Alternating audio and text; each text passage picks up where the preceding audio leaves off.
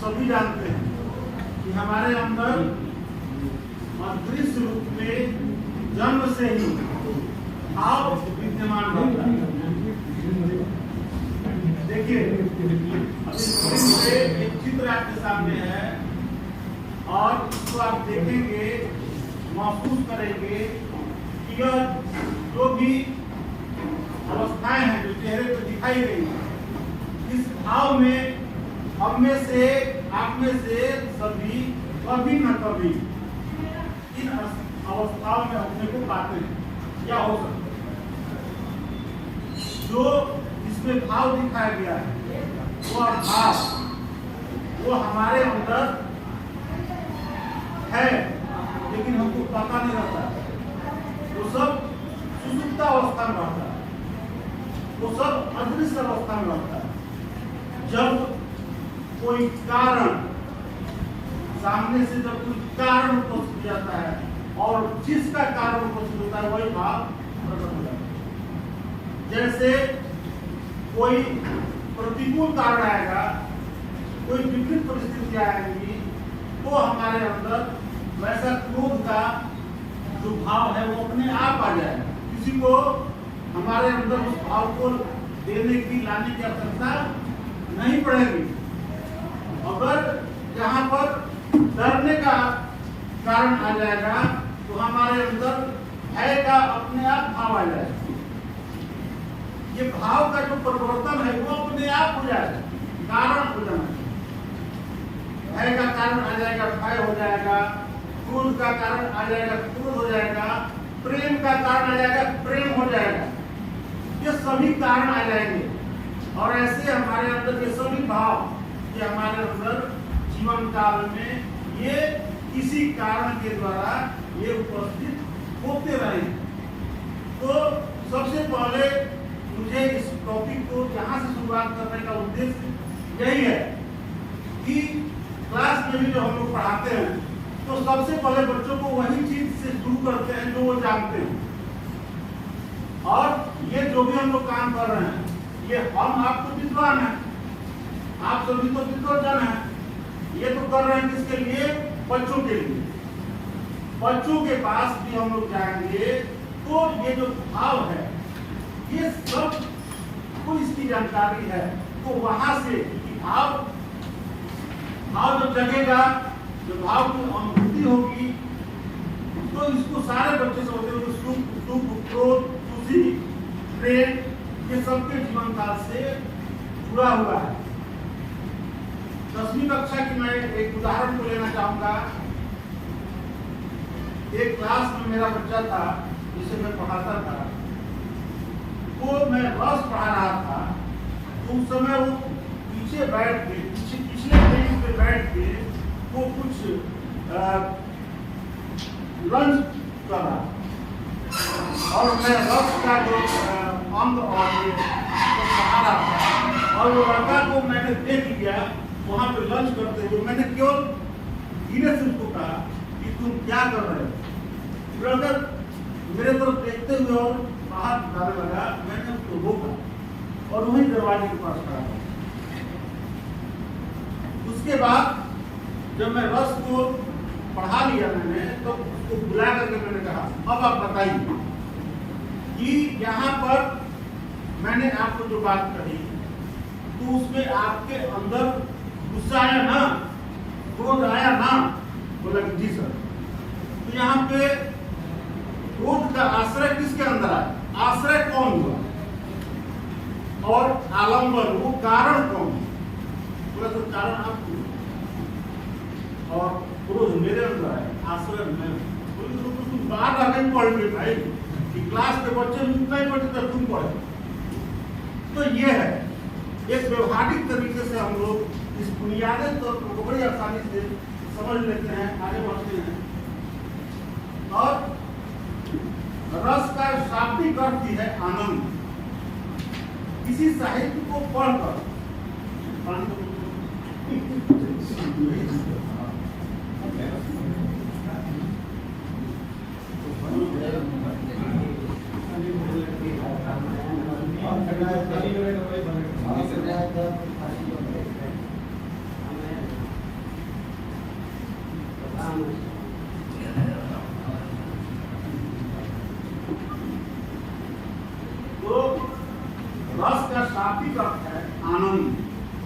किसी साहित्य को पढ़कर, अब हम क्योंकि हमारी जो बातें हैं वो साहित्यगत बातें हैं, कविता की बातें हैं, काव्य गद्य पद्य संस्कृत बातें हैं, तो किसी काव्य को पढ़कर, देखकर या सुनकर जो आनंद की अनुभूति होती है उसे ही हम रस कहते हैं। और रस को काव्य की आत्मा कहा गया है। तो इसलिए बिना इसके बारे में बात किए हुए आगे बढ़ना मेरे समझ से तो नहीं होगा। कम से कम थोड़ी सी बात हो जाए भूमिका के रूप में ही सही। विभाव, जो मैंने कारण की चर्चा की, वो कारण है विभाव। विभाव अनुभाव और व्यभिचार भाव के संयोग से रस की निष्पत्ति। दूसरे शब्दों में हम कह सकते हैं कि अस्थायी भाव आलंबन विभाव द्वारा जागृत उद्दीपन द्वारा उत्तेजित होकर वह संचारी भावों से पुष्ट होता हुआ अनुभाव द्वारा व्यक्त होकर रस रूप में परिणत हो जाता है। इसी से रस की निष्पत्ति होती है। मैं इसको एक उदाहरण के द्वारा मैं आपको बताना चाहूंगा। जैसे आप सभी लोग रामचरितमानस के विषय में तो बच्चा जानता है हम लोग के घरों में, और रामचरितमानस में सभी लोग जानते हैं कि परशुराम जी जो थे उनके अंदर क्रोध बहुत, सभी लोग परशुराम जी के नाम में सब लोग जानते हैं। तो बहुत सारी जानी हुई बातों पे बात करना बहुत आसान होता है। तो परशुराम जी और लक्ष्मण जी के विषय में भी सभी लोग जानते हैं कि अपने भाई के लिए वो सब कुछ त्याग कर देने वाले व्यक्ति में उनका नाम है। अब यहाँ पर उन्हीं की बातें हैं।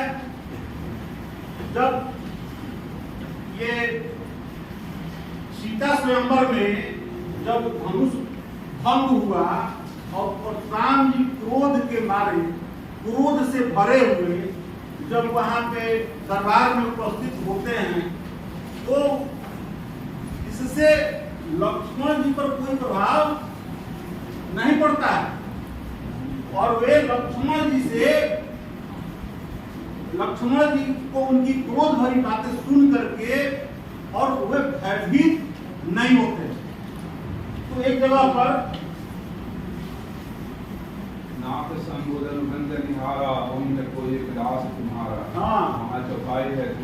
वहां पर मैं क्योंकि परशुराम के गुस्से को दिखाना चाहता हूँ, क्रोध को दिखाना चाहता हूँ कि परशुराम जी लक्ष्मण जी के इस व्यवहार को देख करके एक जगह यहाँ पर बोलते हैं कि रे बालक काल बस बोलत कोई न संभाल धनु ही सब त्रिपुरार धनु विदित सकल संसार। ये राजपूत काल के वश में हो, इसलिए तुम ऐसी अनाप शनाप बातें, यह जो तुम्हें सारे धनुष शिव जी के धनुष लिए सामान्य धनुष की भांति दिखाई पड़े। तो यहाँ पर मैं ये बताना चाह रहा हूं कि यहाँ पर गुस्सा किसके अंदर आया, क्रोध किसके अंदर आया। देखिए सुनाना तो पड़ेगा। लक्ष्मण जी जब बोले तो परशुराम जी बोले क्रोध में आकर के कि रे नृप बालक काल वर्ष बोलत कोई न संभाल धनु ही सब त्रिपुरार धनु विदित सकल संदर। क्रोध किसके अंदर आया और आश्रय कौन हुआ? क्रोध का आश्रय कौन हुआ? परशुराम। आलंबन कौन हुआ? एकदम आसान। इसके कारण क्रोध जगा, इसके कारण क्रोध आया। तो यह क्रोध का भाव लाने वाले कौन थे? लक्ष्मण। तो यह जो काव्य है, कविता है, कविता का जब पाठ होगा तो कविता के पाठ में भी यह जो भी श्रोता है, जो भी सुनने वाले हैं, जो भी देखने वाले हैं, सबकी अनुभूतियां, सबके मन का जो भाव है, सबका मन का भाव तो सोया हुआ है। तो जैसी कविता यहाँ पर पढ़ी जाएगी, चाहे वो भक्ति रस की हो, चाहे वो वीर रस की हो, चाहे वो श्रृंगार रस की हो, उस अनुरूप आपकी जो भाव है, भाव के द्वारा, उस भावानुभूति के द्वारा आपकी अनुभूति का मिलान हो, वो दोनों का आदान प्रदान होगा और यही क्या हो जाएगा, भाव संप्रेषण। एकदम आसान सरल शब्द, जहाँ तक मुझे बात में समझ में आती है, मैं ये आपके सामने रखना चाहता हूँ। और रस को मैंने इसमें केवल एक भूमिका के रूप में लिया है और कोई विशेष बात रस, क्योंकि रस को हमारे पाठ्यक्रम से हटा दिया गया है, मैं इस बात को, लेकिन बगैर रस की बात किए हुए, बगैर भाव की बात किए हुए हम इस मूल बात को नहीं समझ सकते हैं, इसलिए इसको लेके ही चलना है। अब एक बार सिर्फ ये मैं आपके सामने इसको पढ़ दे रहा हूँ सिर्फ कि जो रति का भाव है, तो रति के भाव से निष्पत्ति जो होती है श्रृंगार रस की, क्रोध का जो भाव है उससे रौद्र रस की, उत्साह का जो भाव है उससे वीर रस की, भय का जो भाव है उससे भयानक रस की, हास का जो भाव है उससे हास्य रस की, शोक का जो भाव है उससे करुण रस की, जुगुप्सा का जो भाव है, घृणा का विभत्स रस की, और विस्मय का जो भाव है अद्भुत रस की, निर्वेद वैराग्य का जो भाव है अद्भुत रस की, शांत रस की, और संतान विषय प्रति या स्नेह वात्सल्य रस की, और ईश्वर विषय प्रति भक्ति रस। अब हमारे अंदर जैसा भाव होगा वैसी निष्पत्ति होकर के वो विभाव भाव संचारी भाव और उसके बाद वैसी निष्पत्ति हो जाए। अंत में जो अनुभव होगा हमारे सभी का जो प्रोडक्शन होगा इसमें निष्पत्ति का वो आपके सामने रस दर्शाने की अच्छी को मिल जाए। अब हम लोग अपने मूल विषय पे आते हैं, जो हम लोग का पाठ है कि काव्य पाठ अथवा कविता शिक्षण का उद्देश्य। पिछले क्लास में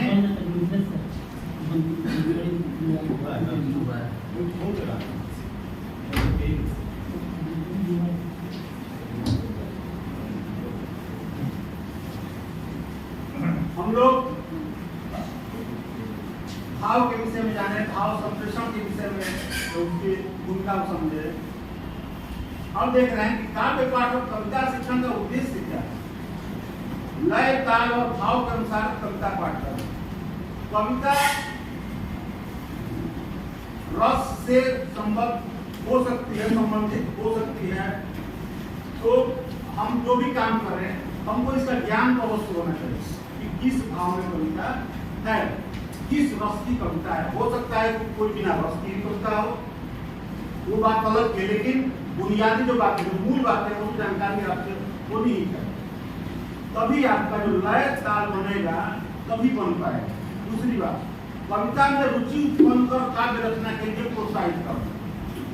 अभी मैं साथ साथ एक और उदाहरण देना चाहता हूँ। अभी गर्मी की छुट्टियों में मैंने अपने बच्चों को यही गृह कार्य दिया कि सूर्य के पद और राम लक्ष्मण परशुराम संवाद का कोई भी पद आप गा करके सस्वर 2 मिनट का ऑडियो मेरे व्हाट्सएप पर भेजेंगे और मैं उसे ग्रुप पर डालूंगा। और भी लगभग 10 बच्चों ने मेरे पास वो भेज दिया, मैं उसको ग्रुप पर भी मैंने डाल दिया। और पिछले सत्र में भी ऐसा हुआ था और मुझे पता है कि बहुत सारे शिक्षक ऐसा करते हैं। तो इससे क्या होता है, आप जिस रूप में पाठ को सस्वर वाचन करते हैं, बच्चे उसमें वो भी जैसे आप रम जाते हैं, बच्चे भी रम जाते हैं, उसकी अनुभूति करते हैं और ऐसा वो एकदम बन जाता है, करना चाहते हैं। कवि के भाव एवं विचारों के साथ पूर्ण तादाद में स्थापित करा के अलौकिक आनंद की प्राप्ति कराना, भाव भंगिमाओं तथा स्वर के उतार चढ़ाव के साथ कविता के पाठ का अभ्यास कराना। जिस प्रकार की कविता है, जिस भाव में उसको पढ़ना है, पढ़ने का प्रयास करें। कवि की भावनाओं और अनुभूतियों का छात्रों को यथार्थ रूप में अनुभव कराना। कविता शिक्षण के समय ऐसा वातावरण उपस्थित करना जहां छात्र तन्मय होकर कवि के भावों का अनुभव कर सकें।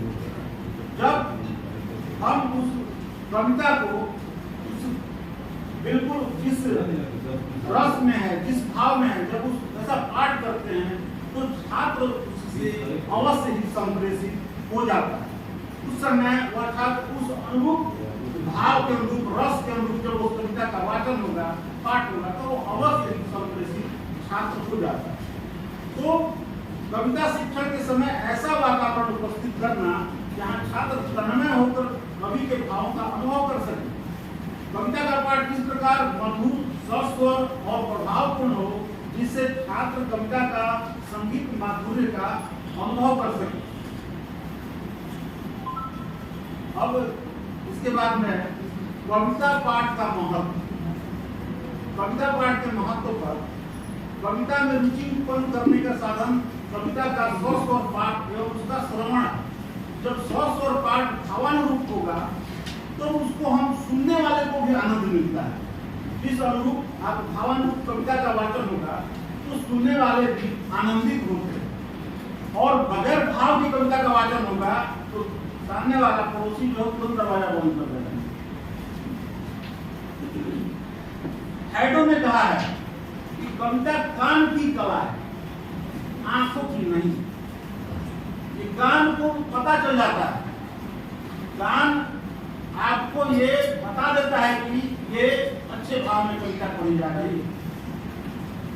संस्कृत में कहा गया है कि साहित्य संगीत और कला विहीन पुरुष बिना सींग और पूंछ के पशु के समान। साहित्य संगीत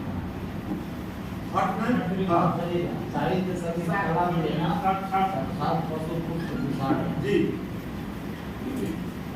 अब जैसे सर कविता का काव्य का पढ़ रहे हैं तो अगर अब जैसे नए ताल है, अगर शिक्षक को या बच्चे नए ताल नहीं समझ रहे हैं, इसका केवल ट्रेनिंग होना चाहिए संगीत का। अरे ये तो हम हो जो मेलोडी कह रहे हैं तो वही इफेक्टिव होता है बच्चों को। हम लोग अगर बेसुरा गए तो बच्चे में एक टॉयलेट चल देता है। हमें ये जिसका बुरा भी प्रभाव है, अगर नहीं ढंग से उसका एजुकेशन हो उसका बिल्कुल सही है। देखिए इसमें काव्य पाठ में जो भाव संप्रेषण, इस पर बात की शुरू में थोड़ी सी हो चुकी है। संप्रेषण वह प्रक्रिया है जो भाव एवं विचारों का संवाहक। आप जो कवि की अनुभूति है और उसका जब वाचन होता है, काव्य पाठ होता है, उसकी अनुभूति श्रोता करते हैं। और आईएल रिचर्ड्स का मानना है कि किसी अन्य व्यक्ति की अनुभूति को अनुभूत करना ही प्रेषणीयता है। किसी अन्य की अनुभूति को अनुभूत करना ही प्रेषणीयता है। ये जो संप्रेषण है, जो हम लोग व्यवहारिक रूप में समझे थे, आपका बात के रूप में समझे थे, और वो इस रूप में जो विद्वान है उनका भी यही है। जो कोई भी विद्वान का प्रथम होता है, पहले तो अंदर से ही निकलता होगा ना, पहले हम महसूस ही करते हैं तभी तो नियम बनता होगा। सर आप अच्छा उदाहरण बताइए इस चीज को, और इसका एक छोटा सा उदाहरण मैं स्वागत है सर। जैसे